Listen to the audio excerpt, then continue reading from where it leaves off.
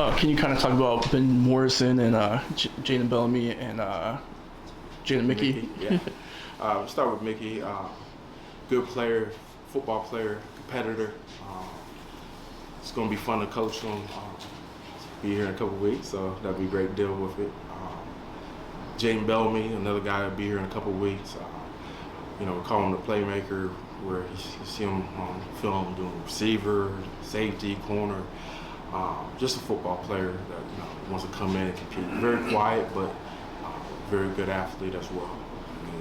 Ben Morrison, longer guy that's played well on the outside. Did a little bit of safety this year too as well. But he's just a football player, and that's what we wanted. We wanted 3 football players and guys that want to compete, and that's what they do. They have a competitive spirit that we love. What kind of stuck out about Bellamy, just because I think he is a little underrated compared to how you guys felt about him, but I mean, what is kind of his skill set and everything like that? Yeah, I think he has great ball skills. I think he tracks the ball well, the ball carrier well, make open field tackles, which you got to be able to do. You got to be able to tackle in space. I think he is just a competitor. So you see him put out there at the receiver and goes in, he make plays, and then you see him come back on the other side of the ball, and he's going to either get an interception or he's tracking the ball down. So what you see that stands out about Bellamy is he's just an athlete that can play football. And then is it important for you to land corners that have played corner before? I know obviously you have Cam and Clarence who didn't play corner in high school versus kind of taking the athletes and training them to be corners. Yeah, I think it's a case-by-case study with that. Do they have the ability to play corner? It's usually the case I'm looking at. Obviously Cam and, like you said, Silu hasn't played it, but they've turned out to be good corners. This class right here has played a little bit more corner on film, and you can be able to see it that way.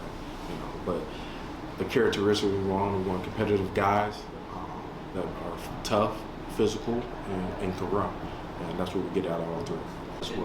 As you guys put together the game plan for this game, how much was he involved in it from a defensive scheming standpoint, and how much do you guys just feel like at this point you know what he wants you to do anyway? Well, he's involved. He oversees everything. We got a system, and we want to run our system. We don't want to get too far away from that, but he's involved, overseeing it. And if he has any questions on anything, he definitely brings them up. So. And for you, there's always a hierarchy on his staff.